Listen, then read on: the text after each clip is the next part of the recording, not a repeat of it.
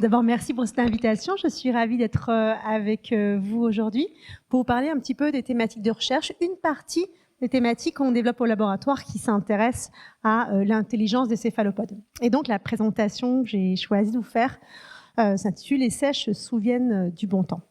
Alors, beaucoup l'ont rêvé, beaucoup l'ont imaginé. On a la capacité de voyager physiquement dans le temps. Cette capacité, on aimerait, mais ça ne marche pas. Par contre, on a un super pouvoir, ce pouvoir de voyager mentalement dans le temps. Vous êtes capable d'être là, de voyager dans votre propre passé pour revivre des événements de votre passé. C'est ce qu'on appelle la mémoire épisodique, on y reviendra. Et vous êtes également capable de voyager dans le futur pour imaginer un événement qui n'aurait pas encore eu lieu. Alors, si je m'intéresse à ce versant plutôt vers le passé, il faut faire attention, on a plusieurs types de mémoires différentes et il y a deux types de mémoires qu'il ne faut pas confondre, qui sont importants de bien comprendre, c'est la mémoire du savoir et la mémoire du souvenir. La mémoire sémantique, c'est la mémoire de savoir. C'est tout ce que vous savez. Je sais qu'on est à Vannes, je sais qu'ici c'est un pupitre, je sais que Paris est la capitale de la France et les connaissances des concepts, des dates, des idées, de l'arithmétique. Puis vous avez un autre type de mémoire à long terme qu'on appelle la mémoire épisodique. Cette mémoire épisodique, c'est la mémoire des événements que vous avez personnellement vécus. Des choses que vous êtes capable de vous remémorer, de vous souvenir. Et donc c'est souvent un élément qu'on appelle focal. Qu'est-ce qui s'est passé ? Qu'on va replacer dans ce qu'on appelle un contexte spatio-temporel. Je sais qu'il s'est passé tel événement, à tel endroit, et c'était il y a 1 an, c'était une semaine, c'était il y a 1 heure. Alors, cette distinction chez l'humain, c'est assez facile, parce que je peux vous poser la question. Si je vous demande ce que vous avez mangé ce matin au petit déjeuner, vous réfléchissez à la question, puis vous pouvez me répondre. Ce matin, voilà, j'ai mangé ça. Même pour moi, c'est compliqué de savoir à quel type de mémoire vous avez fait appel, mais je peux vous interroger. Parce que si vous me dites un café noir, peut-être que vous m'avez dit un café noir parce que vous buvez un café noir tous les matins depuis des années et des années et des années. Et pour répondre à ma question, vous n'avez pas besoin de revivre dans votre tête ce qui s'est passé ce matin. Mais peut-être que si. Peut-être que vous avez dit un café noir. Parce que d'habitude, c'est un gueuleton le matin assez énorme avec du pain, des tartines, mais vous n'aviez pas le temps, un rendez-vous important, vous êtes levé trop tard et vous avez bu vite fait un café. Le fait d'être capable d'interroger, est-ce que vous m'avez répondu parce que vous le savez ou parce que vous vous en êtes souvenu ? Eh bien là, je saurai quel type de mémoire vous utilisez. Problème, les animaux ne parlent pas. Alors, les animaux, on ne peut pas directement les interroger avec le langage. Et effectivement, quand on prend cette mémoire épisodique, il y a 2 parties. Il y a cette partie qu'on appelle le contenu, c'est qu'est-ce qui s'est passé, où et quand, il faisait chaud, j'étais contente, etc. Donc c'est l'ensemble des informations qui créent ce souvenir. Ça, c'est des caractéristiques qui sont comportementales et qu'on peut tester chez l'animal. Puis il y a toute une partie, c'est ce qu'on appelle l'expérience subjective. Ça, c'est un mot compliqué. Qu'est-ce que je veux dire par là ? C'est tout ce qui est la conscience. Quand je me remémore un événement qui s'est passé hier, je sais que ça s'est passé hier, mais pas maintenant. Et je sais que je suis dans le présent maintenant, mais que ce truc-là, ça date d'hier. Donc j'ai conscience de moi. J'ai conscience de moi dans le temps, je sais ce qu'est le passé, je sais ce qu'est le futur, je sais ce que c'est le présent. Puis j'ai aussi conscience que pour un même événement, on n'aura pas tous le même souvenir. Si vous vous souvenez de ma conférence dans une semaine, eh bien votre souvenir sera forcément différent du mien. Alors déjà parce que vous me regardez dans ce sens-là et moi je vous regarde dans ce sens-là. Mais même dans cette pièce-là, vos souvenirs sont tous très différents. Et comme on ne peut pas interroger l'animal pour avoir une réponse, eh bien quand on travaille chez l'animal, on va plutôt se dire, on va tester déjà que ce qui est comportemental, ce que je peux tester de façon objective. Donc, on peut tester la mémoire de type épisodique parce que je ne regarde pas tout ce qui est lié à la conscience. Et si on regarde ces critères-là, se souvenir de qu'est-ce qui s'est passé, où et quand, des événements sont uniques, de façon flexible, et bien finalement, il n'y a que très peu d'espèces chez qui on a mis en évidence ces compétences-là. Ça va être chez les oiseaux, les corvidés, qui sont connus pour leur capacité cognitive remarquable. On va avoir les grands singes, bonobos, chimpanzés, orang-outans. Et on aura aussi des travaux qui sont faits chez les rongeurs. Alors, quelque chose aussi de particulier. Je vous ai parlé de voyages mentaux vers le passé, mais il y a également des voyages mentaux vers le futur, le fait d'imaginer. Alors, vers le passé, ce qu'on appelle le versant rétrospectif, futur prospectif. Et bien, en fait, il y a des gens qui se sont dit, mais quand j'imagine quelque chose ou quand je me remémore mon passé, finalement, il y a beaucoup de points en commun. Alors, premier point en commun, toutes les espèces chez qui on a montré l'un, on a montré l'autre aptitude également. Deuxième point commun, la mémoire épisodique, la mémoire des souvenirs, et vous le savez, chez les enfants, ça se développe très tardivement. On considère que ça fonctionne bien à partir de l'âge de 6 ans. C'est lié à cette maturation progressive d'une partie du cerveau qu'on appelle l'hippocampe. Et en même temps, eh bien, ça décroît au cours du vieillissement normal. Ce n'est pas lié à une pathologie. Le vieillissement normal fait que l'hippocampe peut avoir des altérations et c'est la mémoire qui est le plus sensible. Et ça, c'est vrai pour la mémoire épisodique et pour le fait d'imaginer son futur. Et si on regarde carrément ce qui se passe dans le cerveau, là, c'est des images d'IRM de cerveau. Sur l'image de gauche, c'est lorsqu'on a demandé à quelqu'un de se remémorer un événement, l'activation cérébrale. Et l'image de droite, quand on lui a demandé d'imaginer un événement futur. Et on se rend compte qu'il y a de nombreuses zones communes. En fait, elles partagent les mêmes zones du cerveau. C'est les zones du cerveau qui sont impliquées dans ce qu'on appelle l'élaboration. D'accord ? Élaborer l'imagerie mentale. Et c'est là qu'arrive la bataille des chercheurs. Question.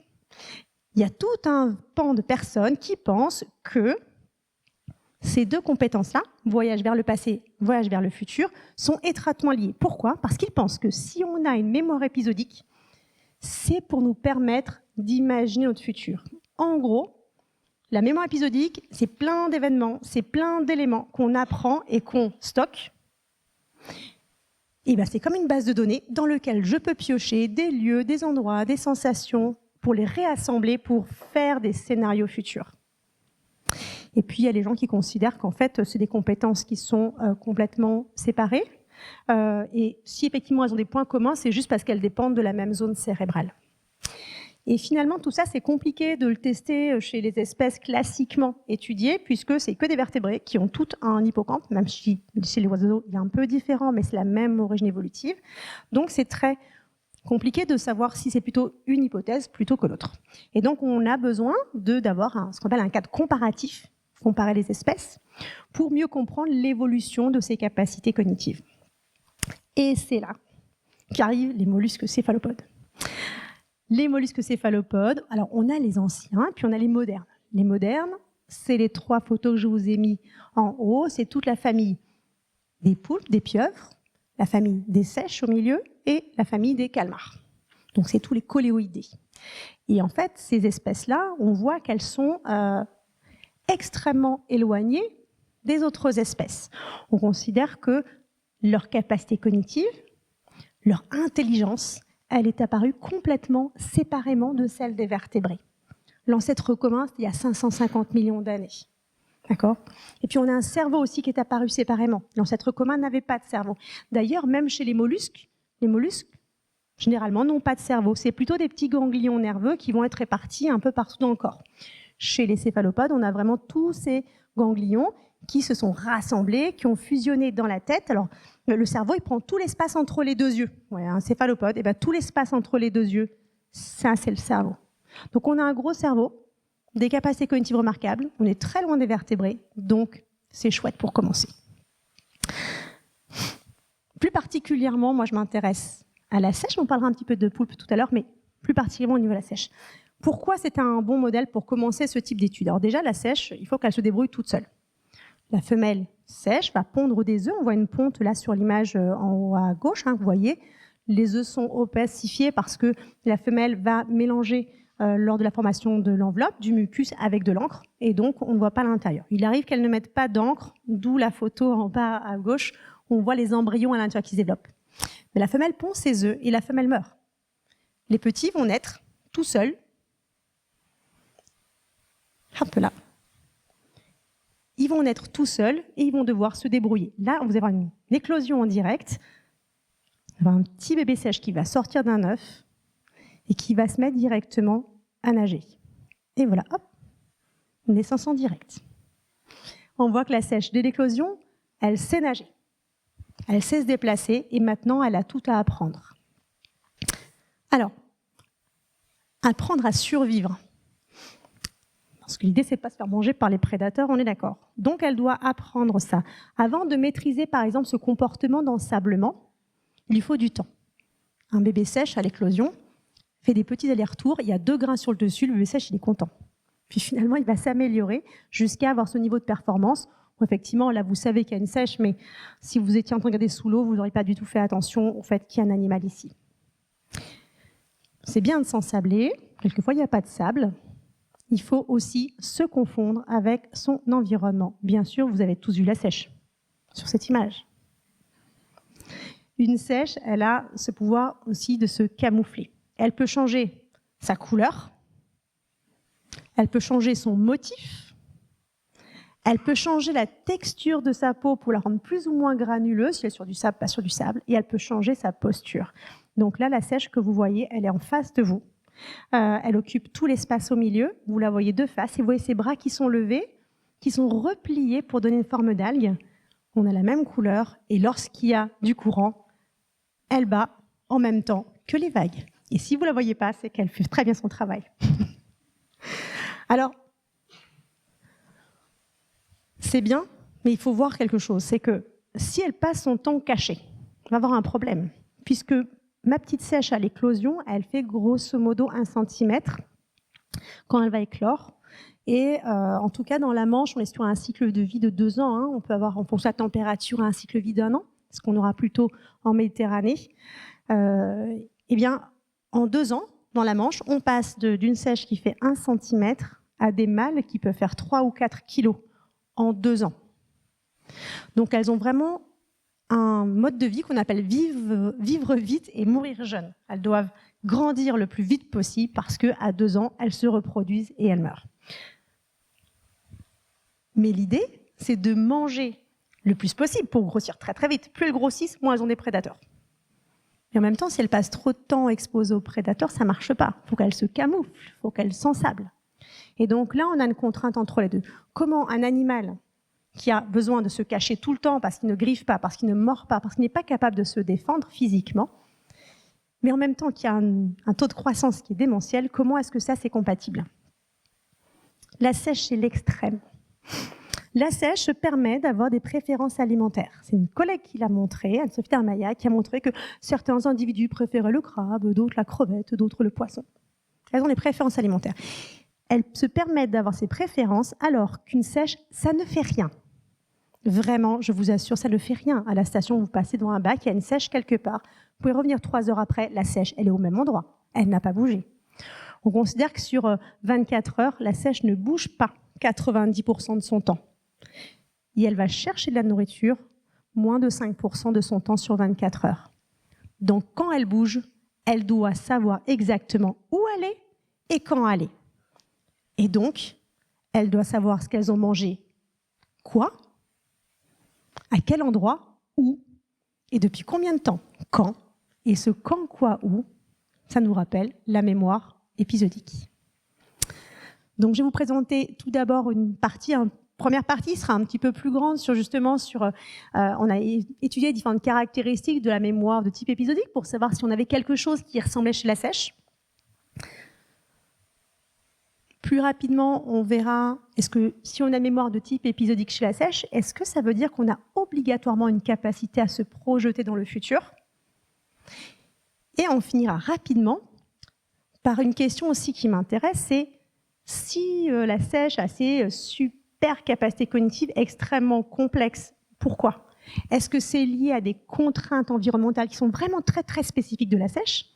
Ou si c'est lié au fait que les céphalopades ont ce cerveau extrêmement complexe et finalement c'est partagé au sein du groupe. Et on regardera chez les poulpes, ça marche pareil. Commençons donc par ma première question sur les caractéristiques de la mémoire épisodique. Première chose, on a besoin de regarder les préférences alimentaires. Je vous dis que c'était un niveau individuel, ça dépend de chaque individu. Donc là, on a 3 individus, A6, B6 et B13, et on leur propose de manger soit du crabe, soit la crevette. Et là, on voit que sur 10 choix, on a 2 sèches qui ont toujours choisi la crevette, et puis une sèche qui a 8 fois sur 10 choisi la crevette. Donc nos 3 sèches-là préfèrent la crevette. Je me baserai là-dessus pour les expériences après. Puis il faut qu'on apprenne à leur parler aux sèches et on doit leur apprendre aussi à nous répondre. Donc on les a aussi entraînés, on verra des vidéos après, à aller près d'une balise pour répondre à une question que l'on pose. Et donc là, en l'occurrence, elle devait aller près d'une balise pour obtenir une récompense alimentaire. Commençons l'expérience de mémoire de type épisodique. Est-ce que les sèches savent ce qu'elles ont mangé, où et depuis combien de temps? Un essai, il y a un essai par jour. Chaque essai est en 2 parties. Pour la première étape, on va mettre 2 balises identiques, mais on les met à 2 endroits différents de leur aquarium. La sèche, elle est habituée à aller près d'une balise pour avoir de la nourriture. Là, il y en a 2, qu'est-ce qu'elle fait? Elle en choisit une au hasard, elle s'approche. Et lorsqu'elle s'approche, on met devant chaque balise la proie correspondante que nous, on a choisie. Et là, la crevette, elle a vu qu'il y avait la crevette à côté. La sèche a vu qu'il y avait la crevette à côté, elle préfère, elle allait manger la crevette. D'accord?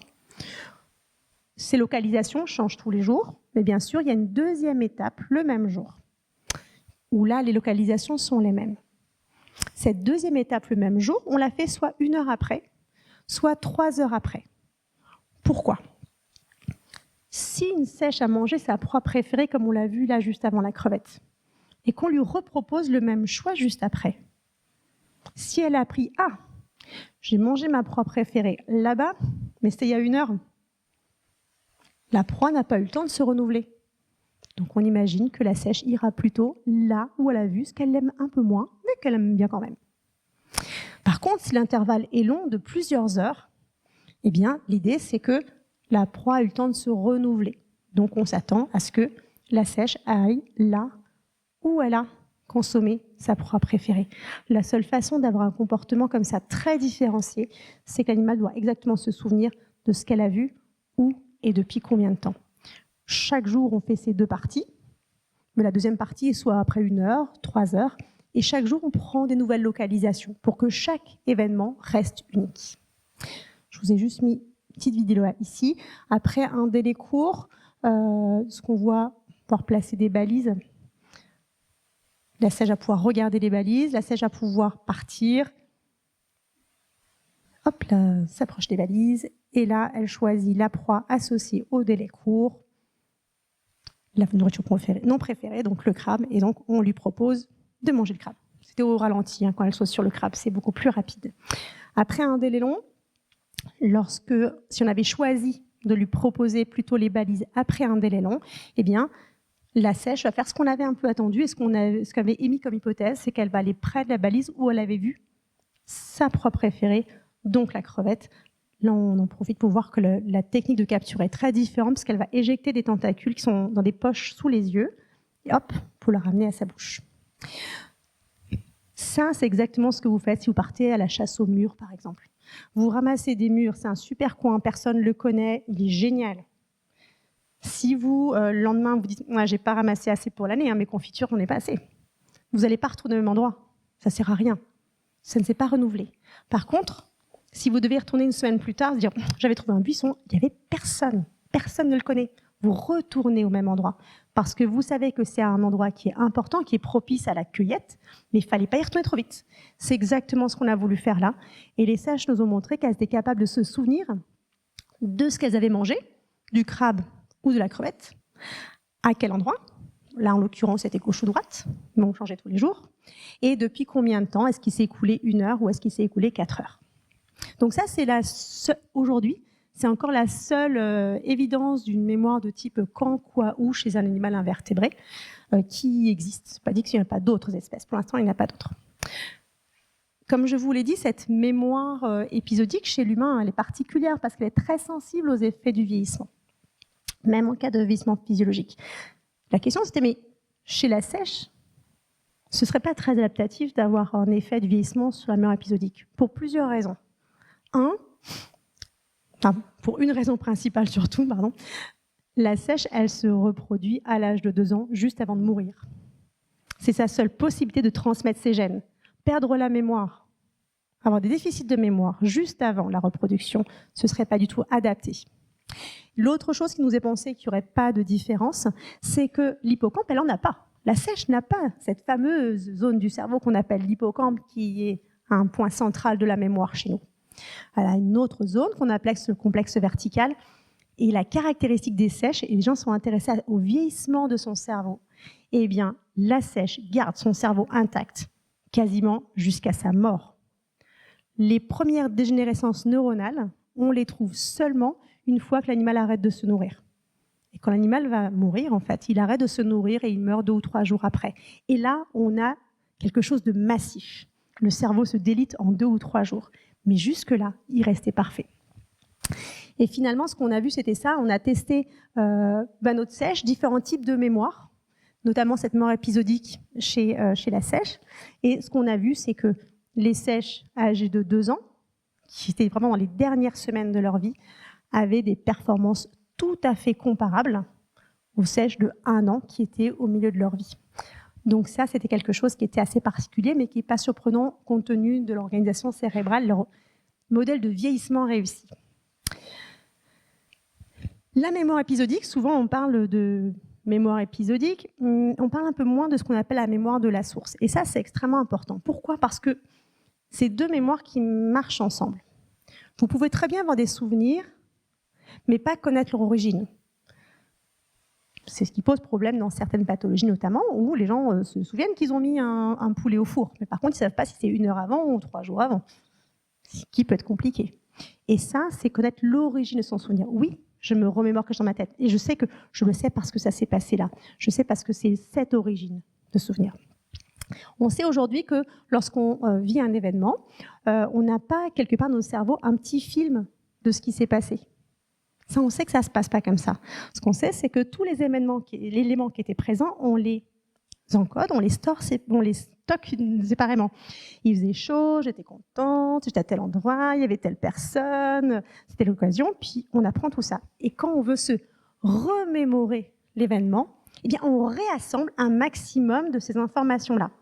Plus on rassemble des informations, et plus votre souvenir il est clair, ou alors vous aurez un vague sentiment de familiarité. Et bien, la mémoire de la source, elle est là pour ça. La mémoire de la source, elle est faite pour dire « toi, tu vas avec ça, non, toi, tu vas pas là-bas », etc. pour avoir une reconstruction correcte. Et donc, on a voulu tester, est-ce que les sèches connaissent l'origine de leurs souvenirs ? En partant sur une question qui vous paraîtra un peu surprenante, mais on s'est dit, est-ce qu'on va être capable de poser à une sèche une question, c'est, tu as vu quelque chose ou tu l'as senti il y a 3 heures ? Est-ce que tu as vu ou senti un item alimentaire il y a 3 heures ? Alors la question, c'était de lui poser une question sur son passé pour qu'elle sache comment elle a fait cette rencontre avec une proie. Et bien entendu, il faut lui apprendre à parler. Nous avons donc appris à nouveau à nos sèches à parler. Donc ça, c'est simplement la phase où on leur apprend à parler.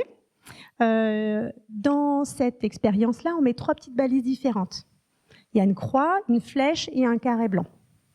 Soit on met un crabe, un poisson ou une crevette dans un tube en verre et puis on verse un pot d'eau mais qui n'a pas d'odeur particulière, ça veut dire « je vois » et donc elle doit choisir la croix.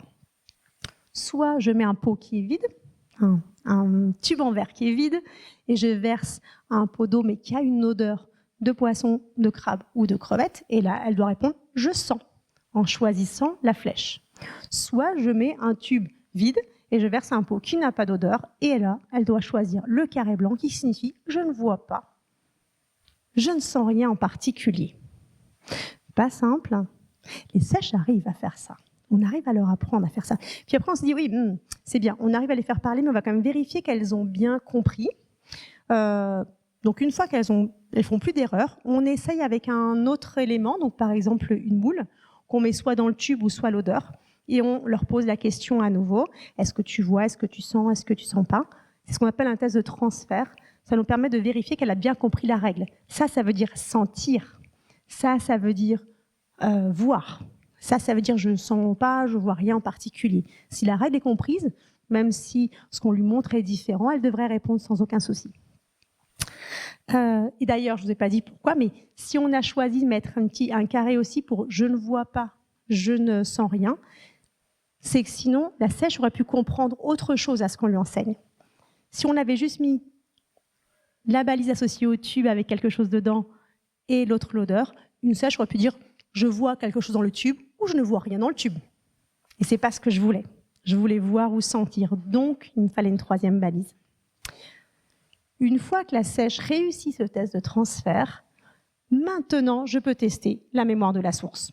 Pour faire ça, je lui propose quelque chose, soit quelque chose d'un tube, soit l'odeur. Mais je ne lui pose pas de questions.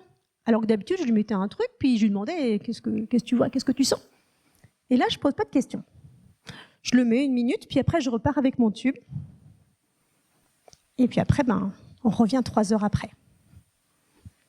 Mais sauf qu'on lui propose que les 2 balises, voir ou sentir. Il n'y a pas le carré blanc. Donc, la sèche, on imagine qu'elle va comprendre que la question ne porte pas sur ce qu'elle perçoit dans le présent, mais qu'elle comprenne que la question se rapporte à ce qui s'est passé il y a 3 heures. Et donc là, comme il y avait plutôt un coquillage dans le tube, donc visible, on s'attendait à ce que la sèche choisisse effectivement la croix. Les sèches, elles sont top parce qu'elles réussissent toujours tout ce qu'on leur demande. Test de transfert, on a eu 100% de réussite. Il n'y a aucune sèche qui a fait d'erreur lorsqu'on a changé d'item présenté. Et lorsqu'on a demandé aux sèches de dire est-ce que tu as senti ou est-ce que tu as vu quelque chose avant il y a 3 heures, c'est une question complètement inattendue, eh bien, il n'y en a aucune qui a fait une erreur. Je n'ai pas présenté ici, par contre, le temps de décision était beaucoup plus long, contrairement à ce qu'on avait avant, où elle voyait, elle tapait, etc. sur les balises. Donc là, beaucoup plus long, la sèche voit la question, elle sort la tête de l'eau, elle regarde l'expérimentateur, elle revient, elle prend du temps à prendre sa décision, mais elle choisit correctement. Donc, lorsqu'elles sont interrogées de façon inattendue sur un événement de leur passé, elles sont capables de récupérer ces caractéristiques perceptives de l'événement. Et elles sont capables de dire cette rencontre avec un coquillage, comment ça s'est passé? Tu sais qu'il y a eu un coquillage parce que tu l'as vu ou tu l'as senti. Et elles sont capables de répondre à ça. Donc un aspect de la discrimination origine du souvenir. Ces aspects de mémoire de la source et de reconstruction, on peut les tester un peu différemment. Pourquoi? Parce qu'on sait que une façon de montrer qu'un souvenir, ça se reconstruit lorsqu'on se remémore, c'est une caractéristique chez nous, c'est de regarder quand est-ce que ça ne marche pas. Et une façon indirecte de tester ça, c'est d'utiliser des faux souvenirs. Vous avez tous eu déjà des faux souvenirs. Quand est-ce que ça arrive? Notamment, ça arrive lorsqu'il y a 2 événements qui ont plein de caractéristiques communes. Ce qui fait que vous dites, oui, c'était à tel endroit, il y avait telle personne, non. Puis comme il y a un autre événement qui avait pas mal de choses en commun, vous finissez par prendre un élément de cet événement-là et vous le mettez. Mais si, j'ai discuté avec toi à l'autre soirée, mais si j'étais là, mais je me souviens, on était là-bas, on discutait ensemble. Vous vous souvenez de ça, mais ce n'est pas la même soirée. Et vous avez fait un mélange entre les deux, parce que ces 2 événements avaient beaucoup de points communs. Et montrer une erreur, c'est montrer qu'il y a une reconstruction. Donc on a voulu créer des erreurs de reconstruction de souvenirs chez les sèches. Comment est-ce qu'on fait ça? Premier événement, 3 petits tubes. La face avant du tube est transparente. À l'arrière, on voit qu'il y a un motif. Donc le tube de gauche, gris, on voit à l'intérieur qu'il y a de la crevette. Le tube rayé est vide, le tube de droite est quadrillé. Pas de souci. Vérification que tout fonctionne bien, donc ça c'est juste une condition de contrôle pour vérifier qu'on n'a pas de problème, qu'on n'essaie pas de créer des faux souvenirs. On met un événement 2 minutes après, où on a retourné le tube crevette pour que la sèche ne voit plus ce qu'il y a dedans, mais c'est le motif crevette. Et on lui présente ça pendant 1 minute. Puis ensuite, au bout d'1 heure, on lui présente 2 tubes qui sont retournés, on ne voit pas l'intérieur, mais le tube rayé, qui avant était vide, et le tube quadrillé, qui avant avait le crabe. Alors bien sûr, le crabe, c'est la proie non préférée, mais par rapport à un tube vide, c'est quand même drôlement mieux. Donc voilà à quoi ça ressemble. On place les 2 tubes. En haut, c'est le tube qui était précédemment vide. En bas, c'est le tube qui avait précédemment un crabe. La sèche, délicatement, comme toujours, va choisir, hop là, se remettre là, et elle aura droit à son crabe puisqu'elle a choisi le tube crabe. Pas de souci, lorsqu'on fait ça, c'est 1 heure après, il y a 2 événements, les sèches ne leur posent pas de problème, elles vont toutes choisir le pot crabe, il n'y a pas de raison de choisir le pot vide parce qu'il était vide. Mais maintenant, si je ne suis pas très sympa et que je mets un événement 2 un peu plus embêtant, puisque je vais essayer de perturber la sèche. Dans l'événement 2, cette fois-ci, on a présenté côte à côte le tube qui avant avait la crevette à côté du tube vide. L'idée, c'est est-ce qu'il n'y a pas des sèches, le fait de l'avoir vu comme ça 2 fois de suite et en plus sans voir l'intérieur la deuxième fois, est-ce qu'il n'y a pas des sèches qui vont finir par croire que dans le tube vide, il n'y avait pas des crevettes? C'était l'idée. Et donc, après cet événement 2, 1 heure après, on revient et on leur représente le tube précédemment vide et celui avec des crabes. Normalement, les sèches devraient faire comme à droite, choisir le tube où il y avait des crabes. Et bien en fait, on n'a pas ça. On a effectivement des sèches qui ne font pas d'erreur, qui vont aller chercher dans le tube crabe, ce qui est logique. Et il y a la moitié des sèches qui choisissent le tube vide. Qu'est-ce qui serait mieux qu'un tube avec des crabes? Ce serait un tube avec de la crevette. Si elles ont choisi le tube précédemment vide, c'est qu'elles pensaient qu'elles avaient vu des crevettes dedans. D'accord? C'est normal. On n'a tous pas la même sensibilité à la création des faux souvenirs. Ça, c'est quelque chose qui est courant. Et bien là, chez les sèches, c'est la même chose. Certaines vont facilement créer des faux souvenirs, d'autres moins. On voit des comportements d'hésitation dans cette manip-là qu'on n'a pas non plus à côté. Donc là, on voit à nouveau qu'en fait, on n'est vraiment pas sur des simples systèmes associatifs, mais on a vraiment des reconstructions d'un événement passé. Donc, c'est que des débuts d'expérience, bien sûr, mais c'est assez encourageant. Ce qu'on peut voir, c'est que, pour conclure cette première partie, qui est la plus longue, je vous l'avais dit, par rapport à ces mémoires les types épisodiques et mémoires de la source, on voit que les sèches sont capables d'apprendre les caractéristiques spatio-temporelles ou écans, mais aussi les caractéristiques perceptives, les sensations. Je sens, je vois. On a montré qu'a priori, c'est des processus de reconstruction qui ont lieu. C'est aussi une caractéristique de la mémoire épisodique chez les espèces mammifères. Et cette notion de question inattendue, ça c'est quelque chose auquel on tenait beaucoup, parce qu'en fait, souvent, lorsque vous remémorez un événement de votre passé, quand vous l'avez vécu, vous n'êtes pas dit « il faut que je m'en souvienne pour après ». Tout à l'heure, je demandais ce que vous aviez mangé ce matin au petit-déj. Je suis quasiment sûre que tout le monde a réfléchi à ce qu'il avait mangé ce matin au petit-déj. Vraiment, vous le faites automatiquement. Et pourtant, quand vous avez mangé ce matin, vous n'êtes pas dit « je vais me souvenir de ça parce qu'on va m'interroger dessus après ». Vous l'avez appris de manière complètement inconsciente. Et puis, c'est la question inattendue qui vous a obligé d'aller chercher l'information dans votre passé. D'accord ? Donc ça, c'est une façon aussi peut-être plus proche de ce qui arrive au quotidien. Alors, maintenant qu'on sait qu'a priori, elle a peut-être des souvenirs, en tout cas beaucoup d'indicateurs qui nous montrent que ce serait peut-être ce qui se passerait chez la sèche, est-ce qu'on a des capacités à se projeter dans le futur ? Comportement alimentaire. La question qu'on s'est posée, c'est qu'on voit dans la littérature des articles qui disent que la sèche, c'est extrêmement opportuniste et ça va manger ce que ça trouve. Puis il y a des articles qui disent je ne sais pas, c'est vraiment opportuniste, c'est d'être un peu sélectif parce que comme ça a des grosses préférences alimentaires et puis quand on regarde à l'intérieur, il y en a certaines, c'est très précis. Et finalement, on se dit mais comment est-ce qu'on arrive à recombiner toutes ces informations-là? Peut-être que tout le monde a raison. Alors qu'est-ce qu'on a fait? On a fait 2 groupes de sèches. Il y a des sèches, tous les jours, pendant la journée, elles avaient droit à du crabe, le truc qu'elles aiment moins. Toutes les nuits, de la crevette, le truc super. Dans le deuxième groupe, dans la journée, pareil, du crabe tous les jours. Mais la nuit, la crevette, c'est pas tous les jours. Il n'y a pas de rythme. Des fois, il y a, des fois, il n'y a pas. 2 jours, il n'y a pas. 2 jours, il y a. Ça change, il n'y a pas de règle. D'accord ? C'est pas prédictible. Et bien, qu'est-ce qui se passe? Dans le groupe où il y a des crevettes toutes les nuits, ici, c'est le nombre de crabes consommés pendant la journée. Sur 8 jours, les sèches arrêtent de manger du crabe la journée. Parce que si vous bafferez de crabe la journée, vous n'avez plus faim quand il y a des crevettes le soir qui arrivent. Donc, elles arrêtent de consommer du crabe. Elles ont donc un régime alimentaire extrêmement sélectif. En revanche, les sèches qui étaient dans l'autre groupe vont maintenir très élevée leur consommation de crabe la journée, parce que la disponibilité de la ressource n'est pas prévisible. Et donc, les sèches peuvent être en ces 2 régimes alimentaires, sélectifs, opportunistes. Alors, au bout de 8 jours, on a inversé les groupes, et en fait, ça se réverse en quelques jours. En 4 ou 5 jours, on a une réversion complètement de ce qu'elles font pendant la journée. Donc voilà ce qui explique un peu la diversité des résultats de la littérature. Ça vient de là. C'est que c'est flexible, finalement. Puis on allait un peu plus loin. Ce qui nous intéressait, c'était le côté futur. Qu'est-ce qui se passe si la sèche sait qu'il y a des crevettes à manger le soir les jours pairs, mais pas les jours impairs, un jour sur deux?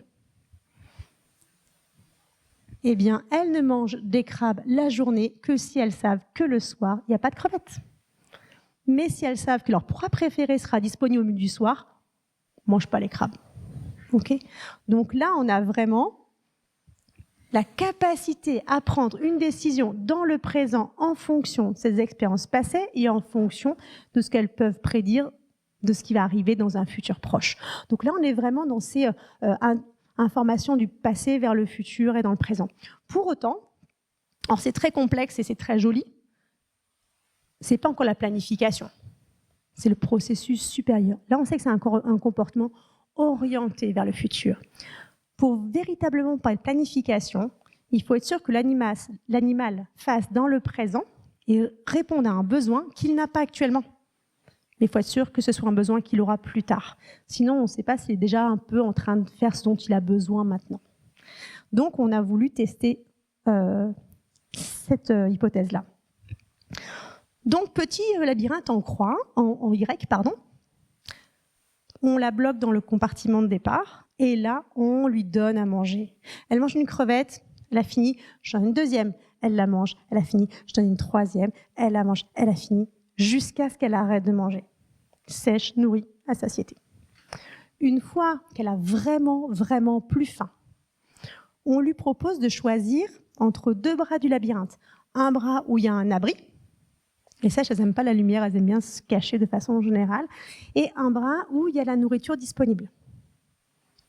Prédiction, la sèche ici va agir par rapport à son besoin présent qui est « j'ai énormément mangé, je ne veux plus de nourriture, mais j'aimerais bien me cacher ». Donc, on prédit qu'elle ira choisir le bras avec un abri. Donc, la sèche qui a bien mangé sort, avance, voit la nourriture d'un côté, voit l'abri de l'autre et va aller gentiment se mettre à l'abri.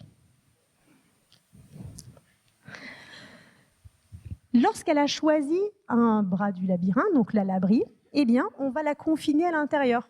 Elle va y rester toute la nuit. Alors, avoir choisi l'abri, alors qu'en fait c'est bientôt la nuit, c'est pas le meilleur choix judicieux, puisque de toute façon il fait noir dans la pièce. Et surtout, elle n'aura pas accès à la nourriture pendant la nuit. Donc, nous avions imaginé qu'on pouvait lui reproposer le choix le deuxième jour. Je nourris à niveau l'animal à satiété, jusqu'à qu'il n'en puisse plus manger des crevettes, et on lui repropose un choix en disant « Est-ce que tu veux répondre à ton besoin de tout de suite, qui est « J'ai pas faim, j'ai envie de me cacher », ou est-ce que tu préférerais pas répondre à un besoin en disant « Oui, alors je vais me retrouver coincé dans le bras, donc peut-être que ce serait mieux d'aller choisir le bras où il y a de la nourriture, parce que ça, c'est mon besoin futur, et j'ai planifié mon besoin futur plutôt que répondre à mon besoin présent. » Ça ne marche pas. Ça ne marche pas, puisque toutes les sèches qu'on a testées, c'était des petites sèches, des juvéniles, ont toutes choisi l'abri. On a varié le niveau d'attractivité de l'abri. À chaque fois, elles vont choisir l'abri. Mais soit ça veut dire qu'une sèche n'est pas capable d'agir dans le présent en fonction de ses besoins futurs, donc elle est ancrée dans le présent, et ses prises de décision sont très peu flexibles par rapport à ce qui se passera après, soit c'est simplement lié au fait que dans notre procédure, on met en balance l'attractivité de l'abri et le besoin de manger. Et ça se trouve, elles sont capables de planifier, mais comme elles sont tellement mangées que leur besoin de nourriture la nuit il est quasiment inexistant, et finalement il vaut mieux avoir un abri qui est très attractif dans lequel elles vont, parce qu'on a choisi une balance qui était comme ça. Et on se dit, peut-être que quand on a fait cette expérience-là, on n'a pas bien choisi les animaux. Pourquoi ? Parce que les adultes, en phase de reproduction, ça mange. Ils ont besoin de manger énormément, notamment en période de ponte pour les femelles. Il y a des besoins alimentaires qui sont énormes. Et comme les sèches adultes sont beaucoup plus grosses, elles ont quand même beaucoup moins de prédateurs, donc elles ont moins besoin d'aller forcément trouver un abri. Et donc, l'idée, c'est de vérifier si, effectivement, chez les sèches adultes, on a la même chose, ou si, chez les sèches adultes, on pourrait avoir une balance. Parce que le fait que l'animal ne fasse pas, ça ne veut pas dire qu'il n'est pas capable, mais peut-être que la question fait qu'il préférait quand même l'abri à la nourriture. Donc ça, c'est quelque chose qui est en suspens, et on en reparlera un jour. Donc ça, c'est ce qu'on a vu. Comportement alimentaire qui dépend du futur. De là, par planification, on n'y est pas. Mais c'est quelque chose vers lequel il faudra continuer de chercher. Et pour finir rapidement, c'est ce que je vous ai dit, est-ce que toutes ces choses un petit peu complexes qu'on a chez la sèche, c'est spécifique de la sèche parce qu'il y a des contraintes très particulières, ou est-ce que c'est plutôt une caractéristique des céphalopodes parce qu'ils ont tous un cerveau extrêmement complexe? Les poulpes, c'est super par rapport aux sèches. Les poulpes, c'est solitaire. Il ne faut pas mettre deux poulpes ensemble, il y en a un qui va manger l'autre. C'est solitaire. Ce n'est pas territorial, mais c'est solitaire. Les sèches, elles ont un mode de vie qui n'est pas social, mais on a de l'auto-organisation, on a l'organisation en groupe, notamment dans les phases de migration. Ça a été montré, alors pas du côté français, mais du côté anglais. Il y a des très belles images où lors des phases de migration, par exemple, les sèches s'organisent, font des déplacements en V, comme les oiseaux, pour ces phases de migration. Donc ça, c'est des choses qui existent. Pas toute leur vie, mais il semblerait qu'au moins, c'est une période de leur vie, il y a une organisation entre les individus, une coordination de leur comportement, donc une pression sociale importante qui pourrait pousser les capacités cognitives. Et puis en plus, d'un point de vue alimentaire, il faut imaginer que la sèche, elle a ses proies qui bougent, c'est important. À chaque marée, il faut retourner au même endroit parce que ça se renouvelle. Par contre, un poulpe, il a peut-être moins cette pression-là, puisqu'il va être beaucoup plus dans l'exploration. Une moule, ça ne sert à rien de savoir si elle va se renouveler au bout d'1 heure ou 2 heures ou 3 heures. Une fois qu'elle a été consommée, on est bien d'accord. Donc voilà, ce n'est pas les mêmes contraintes, donc on pouvait se demander si on aurait les mêmes résultats. Et on a fait à peu près l'expérience qu'on a fait chez la sèche du début, mais chez les pieuvres, sauf qu'on n'a pas pris des balises, on a pris des petits pots fermés et opaques. Première phase, on leur présente 2 petits pots. Alors par contre, pour les poulpes, c'est l'inverse. Les crabes, c'est cool. Les crevettes, c'est bien, mais c'est moins bien. Et donc, il y avait 2 petits pots. Le pot nourriture préférée et le pot nourriture non préférée. 1 heure, seule la nourriture non préférée est disponible. Et à 3 heures, les 2 types de nourriture étaient disponibles puisque la ressource avait eu le temps de se régénérer. Ça ne marche pas. On a fait jusqu'à 80 essais, 80 jours de manip. Ça ne marche pas. Par contre, ce qui était assez étonnant, c'est que chaque poulpe a trouvé sa vraie règle. Or, il y a des individus, ils ont décidé qu'ils iraient toujours vers le pot où il y a le truc qu'ils aiment moins. Pourquoi ? Parce que ça marche toujours. Qu'on soit 1 heure à 3 heures, ça marche toujours. Donc pour eux, aucune prise de risque. Puis il y a des poulpes qui allaient toujours là où ils ont vu la nourriture préférée. Mais par contre, comme des fois c'est après 1 heure, des fois 3 heures, des fois ça marche pas. Mais c'est pas grave, ils vont toujours au préféré. Oh, puis il y en a certains, Rosie. Rosie, elle a décidé de le faire 1 fois sur 2. Elle faisait celui-là, après elle faisait celui-là, après elle faisait celui-là, après elle faisait celui-là. Préféré, non préféré, préféré, non préféré. Chaque poulpe a trouvé sa façon de résoudre la tâche. En fait, il semblerait que les poulpes ne fassent pas la différence entre 1 heure et 3 heures. Donc la façon de résoudre la tâche, il fallait la trouver ailleurs. Et chaque individu, avec beaucoup de flexibilité, a choisi sa propre façon de faire. Alors, est-ce que ça veut dire qu'il n'y a pas de mémoire de type épisodique chez le poulpe ? Non, je n'ai pas dit ça. Parce qu'il y a plusieurs façons d'apprendre le temps et d'encoder le temps. Et peut-être que l'écologie de l'espèce, elle influence la manière d'appréhender le temps. Je me souviens d'un événement parce que ça s'est passé il y a 2 jours, ou je me souviens d'un événement parce que je sais que ça s'est passé après quelque chose et avant quelque chose. Ça, c'est aussi le temps. Et vous l'avez tous vécu aussi. Vous n'êtes pas capable de savoir certains événements, quand est-ce qu'ils ont eu lieu, mais vous savez que c'était, je sais pas, c'est une crémaillère après avoir acheté un appartement, mais avant d'avoir redéménagé là-bas. Vous êtes capable d'ordonner les événements les uns par rapport aux autres et vous avez comme des souvenirs, sans connaître le délai écoulé. Et peut-être que cette notion du temps, on l'avait mal posée chez les poulpes, et on a juste fait une toute première expérience. Alors celle-là, pour le coup, n'est pas encore publiée, mais ça reste entre nous. Est-ce que les poulpes sont capables d'ordonner les événements dans le temps ? Donc on avait un grand pool de 15 images, 15 photos de coquillages, et à chaque fois qu'on venait, on prenait 4 images au hasard, présentait une image 1 minute, on lève, une autre image 1 minute, on l'enlève, et on faisait ça pour 4 images. Et donc à chaque essai, on allait piocher au hasard. Puis ensuite, on proposait 2 images. Et pour avoir une récompense, le pool devait choisir l'image rencontrée avant l'autre. Donc dans ces cas-là, si on lui proposait ça, il fallait choisir l'image de droite. Par contre, si c'est cette combinaison-là, le 3e et le 4e, il fallait choisir celui-là. Et ça, les poules arrivent très très bien à le faire. Ils arrivent très bien. Sur les 15 images, ils sont capables de savoir laquelle ils ont compté avant laquelle, etc. C'est une autre façon d'encoder et d'apprendre le temps. Donc pour conclure, chez la sèche, on a des caractéristiques sur ces voyagements dans le temps qui sont partagés avec les vertébrés. Il y a certaines caractéristiques qui diffèrent avec d'autres céphalopodes, notamment cet encodage du temps, plutôt en séquence temporelle ou en délai écoulé. Et en fait, l'idée ici et de tout ce travail-là, c'est pas de savoir quelle espèce est plus intelligente que quelle espèce. C'est pas du tout l'objectif de ces travaux.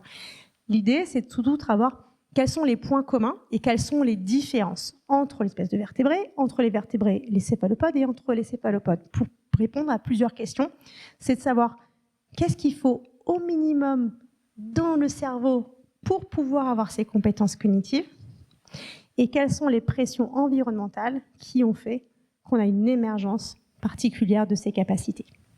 Voilà ce que je voulais vous dire pour aujourd'hui et je vous remercie pour votre attention.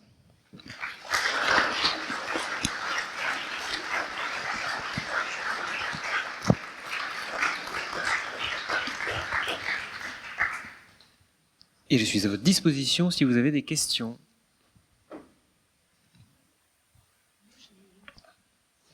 Juste pour faire un clin d'œil, donc les portraits de femmes qui étaient en haut à droite, c'était les doctorantes, j'imagine. Doctorante, post-doctorante, oui.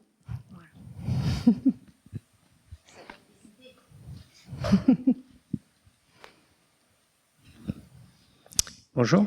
Moi, je voulais savoir si, avec la sèche, vous avez l'intention de faire aussi la séquence des quatre. C'était quoi déjà? Images, oui, c'est ça. Problème de mémoire. Des 4 coquillages, comme vous l'avez fait avec le céphalopode, pour véritablement pouvoir comparer. Oui, ce serait bien parce que, en fait, il y a des espèces qui maîtrisent différentes façons d'encoder le temps. Nous, en tant qu'humains, on apprend très bien les séquences d'événements, on apprend les délais écoulés, on a même les dates du calendrier. Et tout ça, on s'en sert pour encoder le temps. On sait que les poulpes, les délais écoulés, c'est peut-être pas forcément leur spécialité. Les séquences temporelles, c'est assez facile et ce serait intéressant de voir chez la sèche, elle est capable de le faire.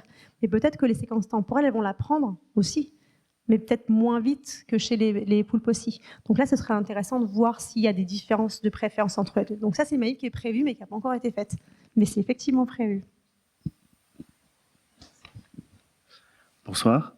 Bonsoir. Merci pour la présentation. Déjà, j'avais une question. Vous avez dit juste un mot dessus, mais j'ai l'impression que c'est important. Vous avez dit que la sèche, quand elle est un petit peu perdue parce que ça répond pas à ses attentes, elle va remonter à la surface vers l'expérimentateur. Donc, on n'est pas du tout évidemment dans un cas où il y a par exemple un insecte et où on peut interagir en se disant qu'on n'est même pas dans son monde sensoriel. Comment vous faites au quotidien, parce que là c'est quasiment comme si vous deviez gérer un chien ou un primate, pour gérer le fait qu'elle comprend qu'elle est testée, qu'elle comprend qu'elle interagit avec un autre animal. Ce qui est assez particulier, c'est que les sèches, quand on les teste en laboratoire comme ça, on s'éloigne aussi de certains comportements naturels où la sèche est extrêmement créative en milieu naturel. En laboratoire, les animaux savent qu'on vient. Quand on vient, ça veut dire récompense. Quand on vient, ça veut dire nourriture. Donc, il y a peut-être un truc à comprendre. Et lorsqu'on les met face à des situations conflictuelles, parce que c'est pas ce qu'on leur demande d'habitude, la sèche, c'est un animal qui est assez rigolo pour ça. En tout cas, les céphalopodes sont pour ça. C'est très facile de voir qu'il y a un truc qui va pas. Puisqu'on passe par des changements de couleur énormes, la tête qui sort de l'eau en disant « qu'est-ce que tu m'as fait là ?» Crachat sur l'expérimentateur, ça c'est pas mal aussi. Crachat d'encre sur l'expérimentateur, ça c'est encore plus rigolo. Et ça, c'est des choses qu'on va avoir dans ces situations de conflit qu'on a fait là, mais aussi sur beaucoup de travaux qu'on a fait en cognition spatiale avec des labyrinthes, des choses qui disparaissaient, des trucs qui étaient inversés. Et là, en fait, à chaque fois qu'on les met dans des situations de conflit où ça ne correspond pas à ce qu'elle va avoir, on a tout ce panel de comportements-là. Donc nous, on sait que c'est normal, mais c'est assez important parce que ça nous donne une image de ce qui se passe dans la tête de l'animal. On sait que là, il y a une prise de décision. on sait que là, il y a quelque chose qui ne va pas. Donc, on peut effectivement quantifier en termes de temps passé aux décisions, on le peut, mais visuellement, c'est extrêmement interactif. Donc ça, c'est quelque chose qu'il faut faire avec. Oui. Il faut faire avec. Parce que c'est même Puis pas si elle comme- sort de la tête de l'eau, il faut se pencher un peu. ça, c'est mieux. C'est même pas comme si elle comprenait qu'il y avait une sorte de machine animée qui changeait les trucs. Elle sait qu'elle a, si elle crache de l'encre, c'est qu'elle sait qu'elle a un animal Oui. en face d'elle, un Oui, être oui. vivant. Alors, la reconnaissance des humains en tant que personne a jamais été clairement testée chez la sèche. De façon empirique, toute personne qui a travaillé chez la sèche, on se rend bien compte que finalement, si l'expérimentateur change, la sèche n'a plus le même comportement.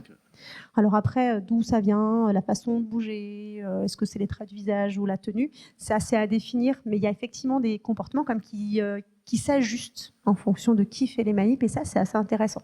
Vous avez des moyens de rendre ça un peu plus neutre, par exemple, là, je sais pas, en mettant toujours la même blouse ou.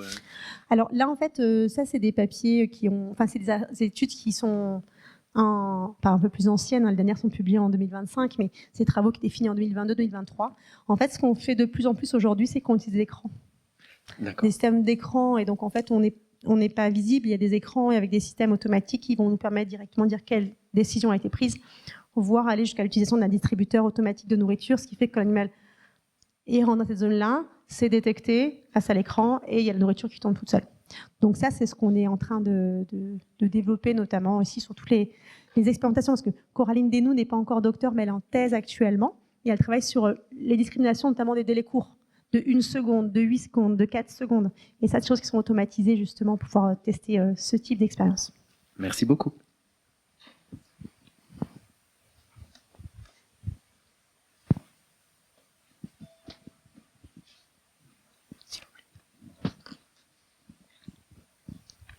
Bonsoir, merci pour la Bonsoir. conférence. Moi, j'avais une petite question, c'est pour avoir un résultat significatif, faut combien d'individus et répéter combien de fois l'expérience et sur quelle durée? Ça va dépendre des expériences. Sur cette manip, en fait, l'idée, quelquefois, c'est juste de savoir ce que les animaux, c'est dans cette espèce-là, certains individus en sont capables. Donc l'idée est de montrer que les individus qui le font très bien, c'est montrer qu'il y a au moins la possibilité en termes d'organisation et architecture neuronale pour dire que cette espèce-là, ça peut exister. Donc là, il n'y a pas besoin d'avoir énormément d'individus. Sur des comportements comme on leur demande sur le futur, ce qu'elles font dans le présent, là, on est sur de la statistique, donc il nous faut des effectifs beaucoup plus gros. C'est plutôt pour voir comment est-ce que ça se réajuste, et donc là, on a besoin d'effectifs plus grands. Donc sur certaines manips, on a moins de 10 animaux, pour d'autres manips, on va plutôt en avoir 40, et quant à la durée des manips, ça dépend. La manip sur mémoire épisodique, c'est 1 essai par jour, donc ça va vite, ça prend vite beaucoup de temps. Beaucoup de temps en termes d'expérimentation, parce qu'on peut en faire plus d'un par jour.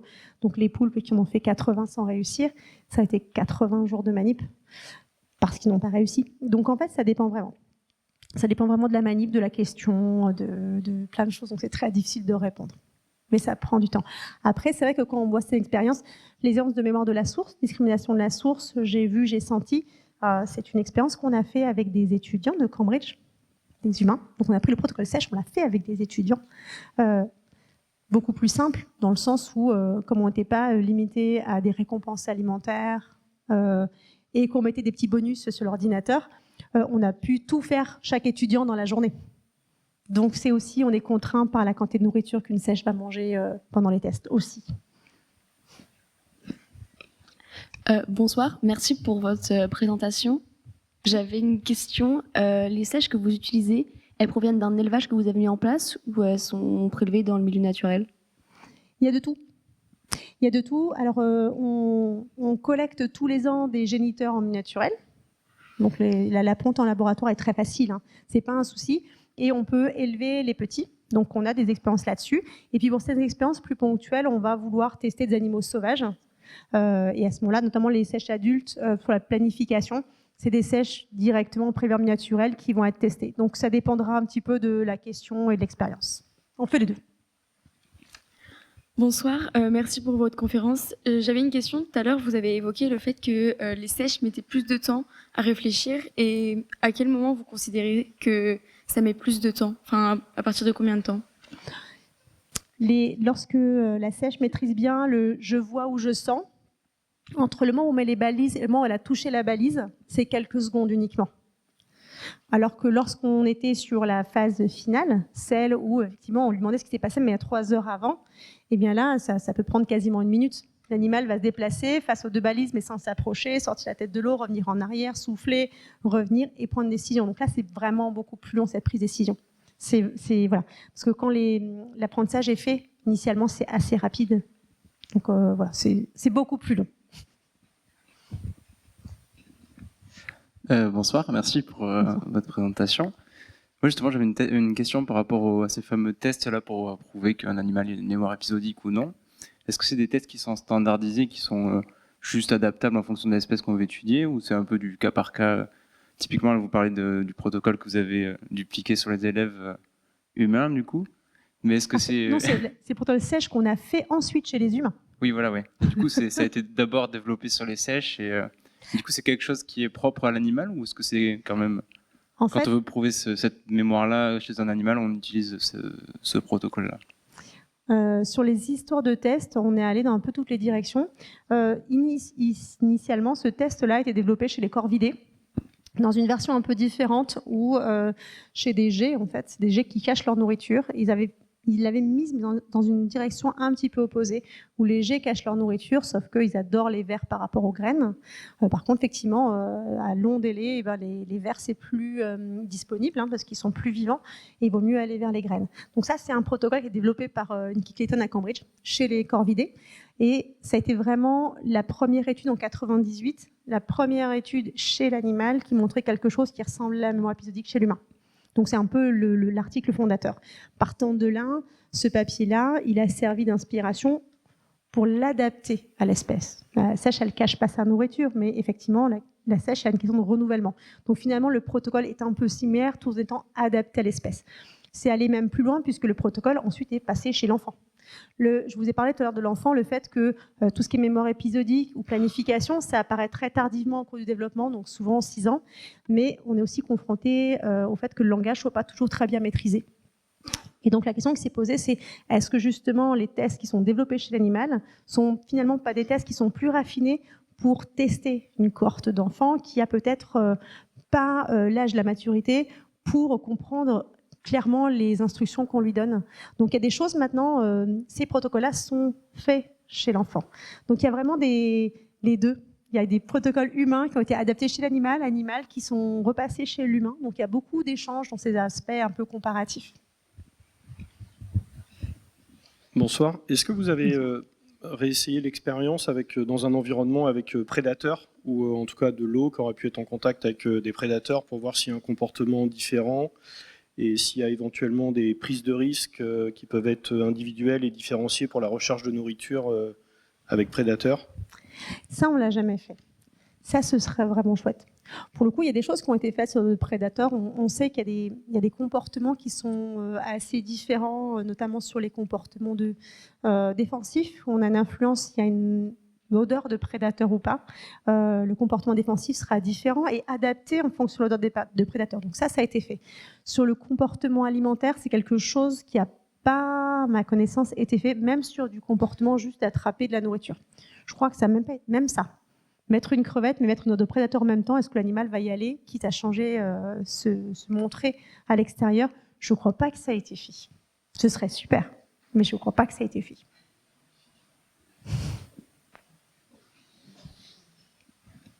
Ça paraît très joli de ne pas y aller, mais j'avoue que personne scientifiquement ne l'a testé. Bonsoir. Une question sur le milieu naturel de ces espèces. Quand on voit le milieu où les crabes vont être présents et où les crevettes pourront être présents, j'imagine que les sèches vont apprendre quel va être l'habitat préférentiel pour leur proie. Et j'ai du mal à faire le lien entre le fait que dans un endroit où on va plutôt retrouver des crevettes, on n'ait pas envie une heure après à retourner sur de la crevette. Est-ce qu'il n'y a pas ici là un biais sur quelque chose qui est fait en laboratoire, ou d'après vous, est-ce qu'on peut retrouver ça dans le milieu naturel? Alors, je suis tout à fait d'accord. En fait, dans la milieu naturel, il y a des endroits où on va trouver plutôt des crabes, des endroits où on trouvera plutôt des crevettes. En tant que pêcheur, parce qu'on va aussi collecter les proies pour nos animaux, donc on part à la pêche, on sait où trouver les crevettes, on sait où trouver les crabes. Les sèches vont pas forcément se placer et aller se camoufler là où il y a les grands bancs de sable où on va trouver les crevettes, mais quelquefois vont plutôt trouver des crevasses pour se mettre complètement à l'abri de certains autres prédateurs. Donc pour elles, il est important de savoir où il y a des crevettes. Mais il peut y avoir plusieurs zones de crevettes aussi. Donc le fait de savoir qu'à un endroit, il y a déjà la nourriture qui a été mangée, il faut retourner après, et localisation de ces patchs-là de nourriture, ça a du sens en naturel. Le seul truc, c'est qu'en laboratoire, on est obligé de changer localisation tous les jours pour pouvoir répondre à ces critères cognitifs établis chez l'humain de mémoire épisodique. On est de façon générale beaucoup plus exigeant pour être sûr que non, ce n'est pas une règle qu'elle apprend, mais elle a bien besoin de savoir ce qui s'est passé juste avant pour répondre. Mais dans la vraie vie, effectivement, on le sait, toutes les espèces qui vont notamment cueillir des fruits pour aller se nourrir, donc les primates, c'est comme ça que ça avait été fait, mais l'idée c'est de savoir effectivement où est-ce qu'ils ont vu les arbres avec des fruits, récemment, pas récemment, pour y retourner après. Les arbres, ils n'ont pas bougé, donc l'arbre avec des fruits, il est toujours au même endroit. Il ne change pas à chaque essai. Mais c'est une façon expérimentale de tester dans les limites de ce qu'elle est capable de faire. Mais je suis tout à fait d'accord avec la question.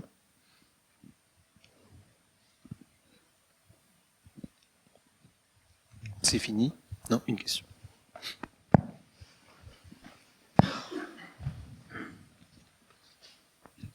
Bonsoir. Moi, je voulais d'abord vous remercier. J'avoue que je suis complètement épaté de voir et de voir ce qu'on a vu là et de vous entendre là. Vous exposez ça avec un brio tel que on dit encore et encore et après la page d'après qu'est-ce qui se passe et Puis en plus, je vois que la relève est assurée là. Oui. Vous avez 4 brillantes stagiaires. Alors voilà ma question. Sur l'excellent petit dépliant là qui nous a été distribué. On voit que les sèches qui sont chez nous, alors c'est peut-être limite de votre sujet, hein, mais néanmoins c'est quand même, ça concerne la sèche. On voit qu'elles migrent de la zone de reproduction à la zone d'hivernage. Est-ce que cet aller-retour, qui est quand même d'environ peut-être 8000 nautiques, 2 fois 8,16, est dupliqué d'année en année depuis je ne sais pas combien de temps? Est-ce que c'est en relation avec leur mémoire épisodique ou c'est plutôt de l'instinct ou on ne sait pas trop? Alors, voilà ma question. En fait, une sèche vit 2 ans maximum. Oui. Donc sur les sèches qui ont un mode de vie 2 ans, donc ce qu'on a dans la Manche parce que c'est plus froid, finalement, elles vont migrer que 2 fois. Donc elles n'apprennent pas la migration. Après, ce qui déclenche la migration, on sait qu'il y a des températures qui vont déclencher le départ de l'eau, donc on sait que c'est un déclencheur. Quant aux routes migratoires, c'est quelque chose qui n'est encore pas extrêmement clair. Sur les routes migratoires, parce que c'est des courants qui vont pouvoir faire en sorte qu'elles vont être dans cette direction ou pas, on ne sait pas. Ce qu'on ne sait pas non plus, parce qu'en fait la sèche, on va la retrouver des 2 côtés de la Manche, côté anglais, côté français, donc il y a des zones de reproduction côté anglais, côté français. Sauf que tout le monde va hiverner au même endroit, dans la baie des Casquets, en plein milieu de la zone entre l'Angleterre et la France. Donc, est-ce que la sèche qui est née en France va aller en zone d'hivernage au Casquet et elle va retourner au même endroit en France, ou est-ce que cette sèche-là partira côté anglais? On ne sait pas. D'un point de vue génétique, il n'y a pas, a priori, de sous-population claire entre les deux. Il y a bien trop de brassage entre les deux pour dire que ce n'est pas les mêmes sèches. Donc, le côté mémoire et même le côté d'où l'animal est parti, ça, c'est quelque chose qui n'est pas encore complètement maîtrisé. On ne sait pas. Merci. Quand on ne sait pas, il faut dire qu'on sait pas. Non, juste un petit mot, là, parce qu'il a été question du dépliant que j'ai apporté, là, donc, qui est assez éloigné de... Enfin non, mais ça, je pense que le sujet donc, intéressait forcément les plaisanciers, donc il y en a quelques-uns là. Donc, et en fait, je voulais simplement dire que ce dépliant, j'en ai profité pour le distribuer puisqu'on parlait de la sèche. Mais donc c'est un petit dépliant qui a été fait à l'intention des plaisanciers pour les inciter à avoir de bonnes pratiques en ce qui concerne la pêche de la sèche, sachant que bon, je ne sais pas s'il y a quelqu'un du PNR, mais il y a aussi des actions qui sont menées, notamment dans le golfe du Morbihan et Rivière d'Etel, pour favoriser et préserver la sèche, favoriser la reproduction, donc notamment avec la préservation des herbiers de zostère. Donc les plaisanciers participent indirectement, mais notamment en installant des mouillages dits à moindre impact, donc un système de mouillage qui évite de racler le fond et Et enfin, sachant que le dossier est assez complexe parce que d'un côté, on protège les oestermes, d'un autre côté, au niveau de la pêche professionnelle, on pêche au filet, donc ce qui est une pêche pas très sélective. Donc, bon, il y a un certain nombre de problèmes. Ce petit dépliant, bon, moi, j'ai simplement profité de le distribuer. Parce que vous avez bien fait, mais je vais même compléter le dépliant. Mais il y a ces initiatives qu'on va retrouver notamment dans le golfe de Gascogne. Parce que le problème qu'on a essentiellement sur les casiers, c'est que les sèches pondent leurs œufs sur les casiers. C'est un substrat qui est idéal pour pondre les œufs. Donc là, en fin de saison, les casiers de sèche sont recouverts de milliers, chaque casier est recouvert de milliers d'œufs. Et ce qui est courant de voir, c'est qu'à la fin de la saison, de nombreux casiers vont récupérer les casiers, passer un grand coup de karcher sur les œufs et tous les œufs meurent gentiment là où ils ont été karchérisés.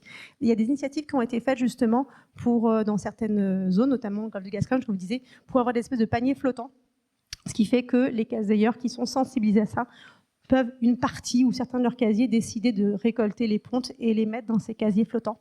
Et a priori, les premières études montrent qu'il y a un taux d'éclosion qui est quand même très très bon. Et ça permet effectivement d'éviter qu'il y ait plein de bébés qui ne naissent pas. Parce qu'effectivement, les pontes disparaissent de façon massive sur les casiers.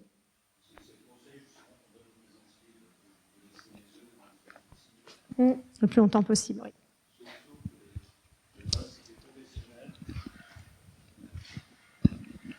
Il y a une évolution des techniques de pêche qui n'est pas très favorable, puisque si on prend l'exemple du golfe du Morbihan, donc les pêcheurs pêchaient traditionnellement au casier. D'ailleurs, et même ces dernières années, la profession leur conseillait de laisser les casiers pour permettre aux œufs d'éclore. Et la pêche au casier est de plus en plus abandonnée. Et maintenant, donc, les professionnels pêchent de plus en plus au filet pour des raisons pratiques.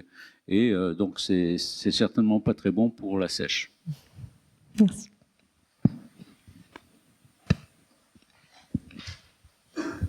Eh ben, merci Christelle pour cette super conférence et bonne soirée Merci à tous et toutes.